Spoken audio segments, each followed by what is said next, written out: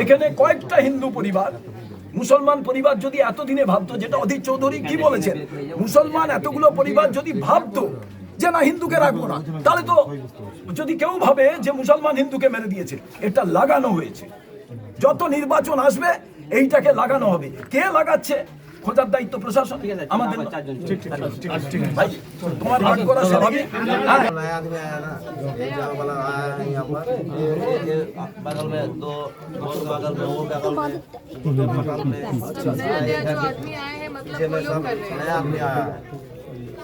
মানে সব এখানে যত এসছে এখন সব নতুন, যেগুলো পুরনো আছে ওর ভিতরে আমার কিছু সাপোর্টও দিয়েছে পুরনো, এখন দেখা যাচ্ছে। আপনাদের যে কথাটা বললাম, এটা হচ্ছে এতদিনে আপনাদের হিন্দু মুসলমান একসঙ্গে এইটা করে দেওয়া হচ্ছে সারা বাংলার জন্য। আর এটা তো শুরু হলো ওয়াকফ বিলের সেদিন থেকে। শুক্রবার দিন আপনার রাস্তা অবরোধ করতে গেল, রাস্তা অবরোধ কি হলো না হলো, যে রাস্তা অবরোধ করতে গিয়ে হলো না, ভাঙচুর হলো শুক্রবার। থানা থেকে ব্যবস্থা করতে পারতো। আপনারা অনেক শনিবারে আশেপাশে 4-5 জায়গায় হচ্ছে না। এই নতুন লোকগুলো নতুনগুলো আছে গ্রামে। জায়গা ফাঁকা ছিল, বাড়ি থেকে শুরু হয়ে বস্তি বৃদ্ধি পাওয়ার পরে হয়েছে এসব। আপনি একটা এমপি হয়ে যদি আপনারা যদি ব্যবস্থা না করতে পারেন, তাহলে সাধারণ মানুষ কি করবে? বলেছি তো আমাদের 8:15 থেকে শুরু, 4 ঘন্টা পুলিশ আসেনি, 4 ঘন্টা। তাহলে কি করে আপনার যত তাড়াতাড়ি আসবে আমাদের তত তাড়াতাড়ি এমনি দেখতে পাচ্ছেন নেতা খাচ্ছে, ওই লোকগুলো পাঠাতে অনেক হেল্প পেতাম। আমি যেটুকুটা জানি দাদা কিনা, আপনার কোর্টটা অবশ্যই হওয়া দরকার। ঈশাবাবুকে সাত আমরা রিপোর্ট করেছি, ঈশাবাবুকে তড়িঘড়ি কিন্তু সমস্ত জায়গায় লাগিয়েছে। স্থানীয় পুলিশ টোটালি নীরব হয়ে গেছিল, টোটালি নীরব হয়ে গেছিল, সব সুইচ অফ করে দিয়েছিল। তাহলে এখানে বলেন তো যে আমরা যে কিছু চাই না, আমাদের জন্য সুবিধা, আমাদের খুবই প্রয়োজন। আমাদের ছেলে মেয়েরা আছে, আমাদের 4টা মেয়ে আছে, আমাদের বিয়ে হাত দিয়ে কিনে নিয়েছে, খালি অত্যাচার করছে। বাড়ি ঘর আমাদের পুরাছে আমাদের মেয়েদের কাজ মাল আছে, আমাদের সব নিয়ে চলে যাচ্ছে, সব টাকা পয়সা নিয়ে চলে যাচ্ছে। এখন কি খাবো? আমাদের উপায় কোনো চাই না, আমাদের শুধু খাবার পাই। আমাদের সবাই ঠিক করেছে, আমরা বিড়ি বেটা খাই, কি করে খাবো আমরা? আমাদের এখন ক্যাম্প চাই, আর কিছু চাই না। আমাদের সারা জীবনের জন্য ক্যাম্প চাই, আর কিছু না। এই জন্য সারা জীবন যেন বাঁচি, দিন যেন আমাদের ক্যাম্প থাকে। আমাদের সুরক্ষার জন্য খুবই প্রয়োজন, আমাদের স্বামীদের, আমাদের সবারই। আমরা কি করে চাই? এগুলো বাচ্চা নিয়ে পালিয়েছি গো, জানেন কিন্তু গায়ে হাত দিয়েছে, ওটাকে ভুল। আমাদের কিন্তু তা বলেছি আমরা বিএসএফ ক্যাম্প দিব ওখানে, আমাদের এখানে বিদেশ আছে, আমাদের এসেছিল রাজ্যপাল এসেছিল, আপনারা যখন এসেছেন আপনাদের কাছে নিবেদন জানাচ্ছি,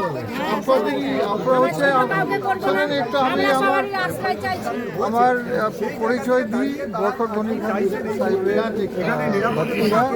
ঈশা খান চৌধুরী, আপনাদের সাংসদ।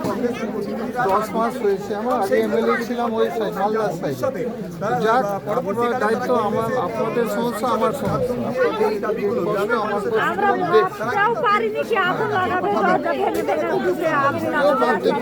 হাজার লোক আছে, আমরা কি পারবো?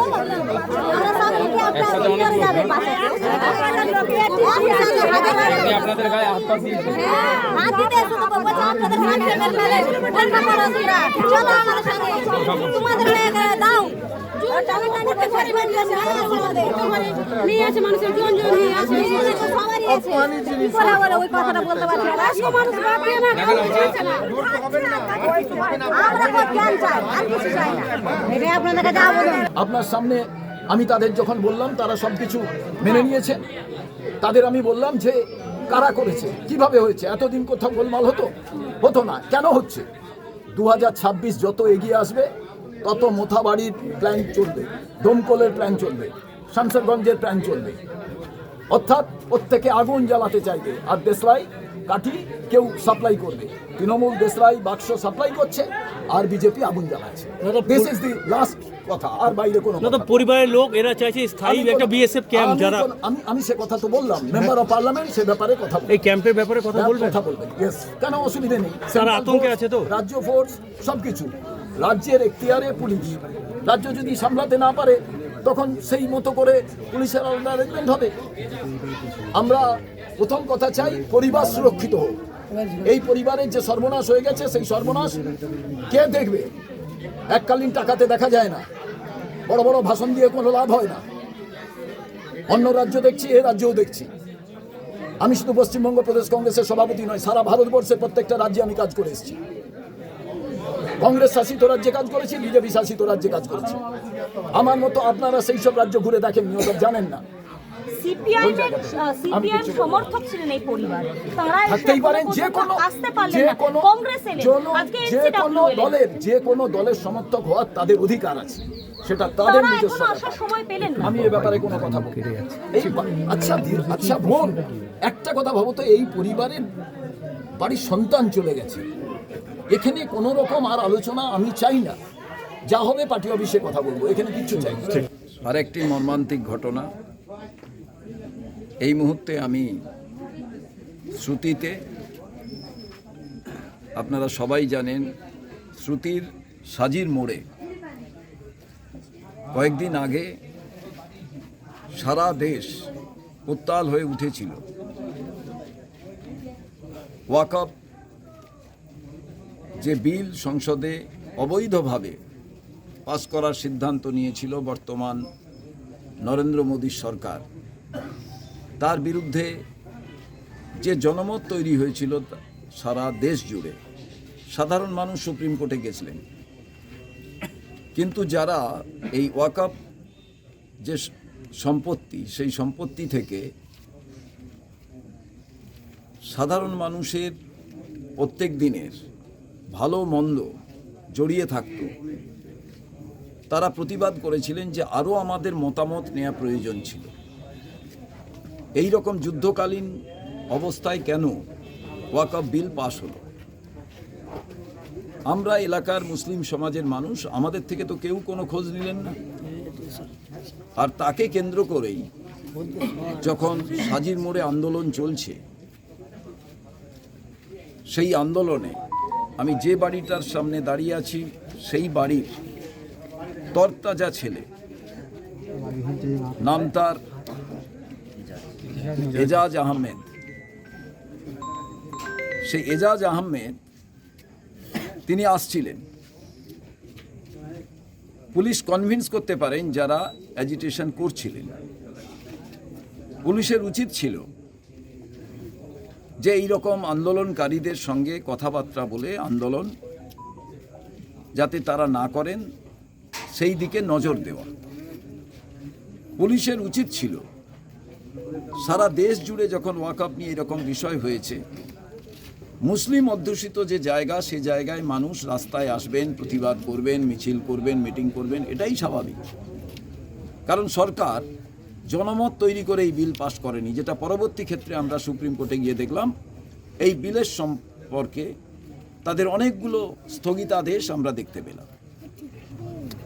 এইখানে প্রশ্ন, কোনো একটি আন্দোলন যখন হবে সেখানে পুলিশ আগাম জল কামানের কেন ব্যবস্থা করে রাখেনি? যদি আন্দোলনকারীরা তারা এমন কোনো ব্যবস্থা গ্রহণ করেন যে পুলিশ কন্ট্রোল করতে পারছে না, তখন পুলিশকে ফায়ার করতে হয়। তার আগে কাঁদানি গ্যাস কেন ছোড়া হয়নি? এই বাড়ির সামনে থেকে আমি বলছি, অকালে চলে গেল তরতাজা ছেলেটি। তার স্ত্রী আছে, ছোট্ট একটি মেয়ে আছে। আজকে যখন পরিবারের কাছে এলাম, তখন আমার মনে হয়েছিল যে যারা সরকার চালাচ্ছেন তারা ভাববেন না? পুলিশ প্রশাসন, আপনারা কেন রাবার বুলেট ব্যবহার করলেন না? এটাতেই তো ভয় দেখানো যেত। জল কামান নেই, কাঁদানি গ্যাস নেই, রাবার বুলেট নেই, আপনারা গুলি করলেন। সব সময় পায়ের দিকে গুলি করা প্রয়োজন। আপনারা কোথায় গুলি করলেন? আপনারা গুলি করলেন এমন জায়গায় তার রক্তক্ষরণ বোঝা গেল না। আপনারা অতি দ্রুততার সঙ্গে কেন কলকাতার বড় হাসপাতালে ট্রান্সফার করলেন না? অতএব মৃত্যুর জন্য দায়ী কে? এটা কি পরিকল্পিত খুন? খুন হলে খুন করল কে? রাজ্যের পুলিশ প্রশাসনের লোক। তাদের বিরুদ্ধে অ্যাটেম্প টু মার্ডার 307 হবে না কেন? খুন করার পর তাদের বিরুদ্ধে মার্ডার কেসে 302 কেন হবে না? এটা এলাকাবাসী সবাই আমার কাছে জানতে চাইছিলেন। ওই বাচ্চা মেয়েটা, তার যে স্ত্রী, তিনি কি করে জীবন চালাবেন? ক্লাস 9 পাস, গরিব বাড়ির তার বাচ্চা মেয়েটি শুধু কম্পেনসেশনের টাকা হয়তো পাবেন, কিন্তু আমি মনে করি একটি চাকরি তার হওয়া প্রয়োজন, যেটা সরকারি চাকরি, যে চাকরিটা যাবে না, যে চাকরিটা তিনি স্থায়ীভাবে করতে পারবেন, তার বাচ্চা মেয়েটিকে মানুষ করতে পারবেন। এটা সরকারের দায়িত্ব নেওয়া উচিত। এবং দুর্ভাগ্যের বিষয়, এই পরিবার তারা কি করে পালন করবেন এই বাচ্চা মেয়েটিকে এবং তার স্ত্রীকে? সেই জায়গায় দাঁড়িয়ে সরকারকে ভাবতে বলব। এবং এলাকাবাসীর কাছে আমার প্রশ্ন, যে একটি ছেলে যখন কোনো ক্রাইমের সঙ্গে যুক্ত নয়, কোনো এমন সে কাজ করেনি যে কাজের জন্য তার পানিশমেন্ট পাওয়া প্রয়োজন, কিন্তু অকালে এই ছেলেটিকে চলে যেতে হলো, তার জন্য এলাকাবাসী যেমন অনুতপ্ত, দুঃখিত, কিন্তু সরকার কি অনুতপ্ত? প্রশাসন কি অনুতপ্ত? শুধু কিছু টাকা দিয়ে দিলে কি এই মেয়েটির হাজবেন্ডকে ফিরিয়ে দেওয়া যাবে? তিনি যখন কোনো অসুবিধায় পড়বেন কার কাছে বলবেন? বিয়ে হওয়ার পর একমাত্র হাজবেন্ডই সম্বল থাকে, তাকেও যখন এই রাজ্যের সরকার কেড়ে নেয়। আসল কথা কি জানেন? এই ওয়াকফ সম্পত্তিটা এমন একটা বিষয়, কেন্দ্রের বিজেপি সরকার এই মুসলমানদের যে কোটি কোটি টাকার সম্পত্তি, এটার পরিমাণ কত? 8 লক্ষ হেক্টর জমি, তার দিকেই নজর। হিন্দু সমাজের কাছে কত সম্পত্তি? 10 লক্ষ হেক্টর। কোথায় কোথায়? অন্ধ্রপ্রদেশ, কোথায় তেলেঙ্গানা, কোথায় তামিলনাড়ু, তিরুপতির মন্দির, সমস্ত কিছু নিয়ে। এরপরে দেখবেন ওগুলোর উপরে হাত দেবে এই বিজেপি সরকার। চাই টাকা, চাই সম্পত্তি। আদিবাসীদের সম্পত্তি নিয়ে নিয়েছে, যার নিচে খনি আছে,